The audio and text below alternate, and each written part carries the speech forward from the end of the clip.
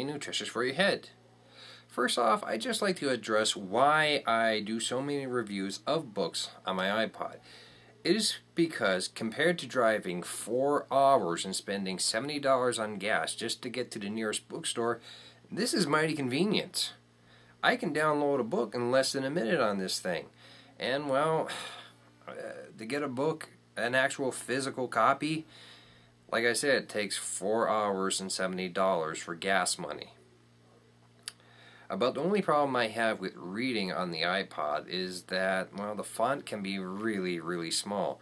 And oftentimes I can't read for any more than half an hour before I have to take a break. Otherwise, I have a huge headache, like someone just plucked my eye out of my head.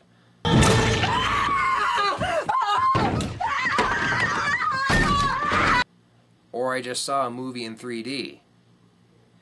In short, this is convenient. Driving 4 hours for a book isn't. If you had asked me what you get when you combined vampires, cat burglary, and a former drag queen turned Navy SEAL, I'd have to say you have something pretty damn awesome on your hands, which is what today's book, Bloodshot, is all about. The story follows Raylene Pendle, a vampire cat burglar who's been thieving for the better part of half a century and has been a vampire herself for almost a century.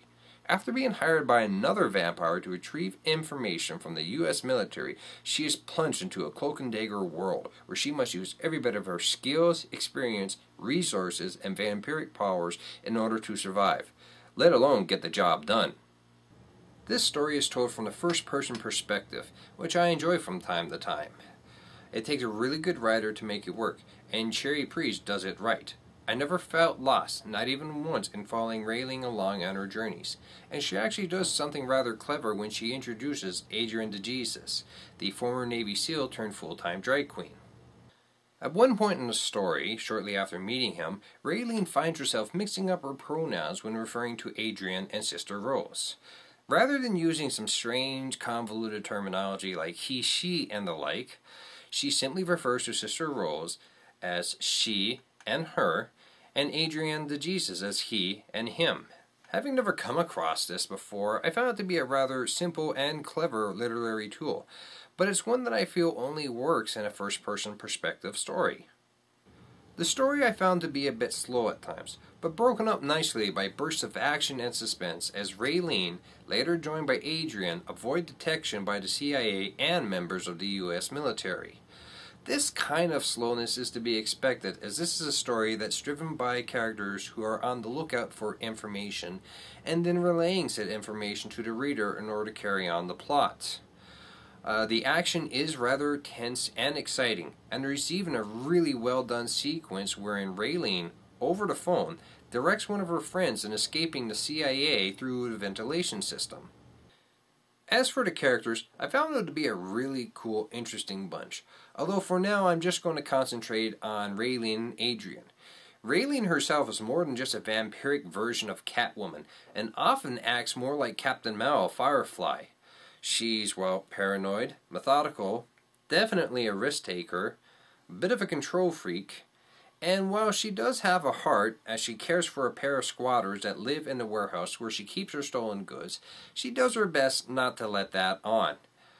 And, well, hey, if she has to munch on a dude's neck just to survive, well, as Raylene herself would put it, you don't get to live a long, healthy, undead existence as a vampire without being really cautious.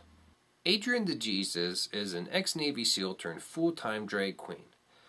Being a full-time drag queen is as much a way of life for him as it is a disguise, as he asked too many questions and stole top-secret information from the U.S. military in order to find out what happened to his younger sister.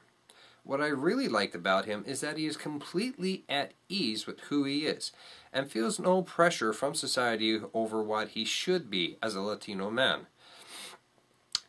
Even though we only see him through the eyes of Raylene, we're shown someone who can toss on a dress one night and put on a show at a nightclub, and then turn around to toss on some pants and a t-shirt the next to kick some government ass. Coming in at just under $10 for an electronic purchase, this book is easily worth the money you pay for it. While a bit slow here and there, this is a great espionage book that just happens to have vampires in it. And not those stupid, angsty, sparkly twits either. Raylene has many things, but she's neither angsty nor sparkly. I'm Triple J. That's all I got left to say. Good night.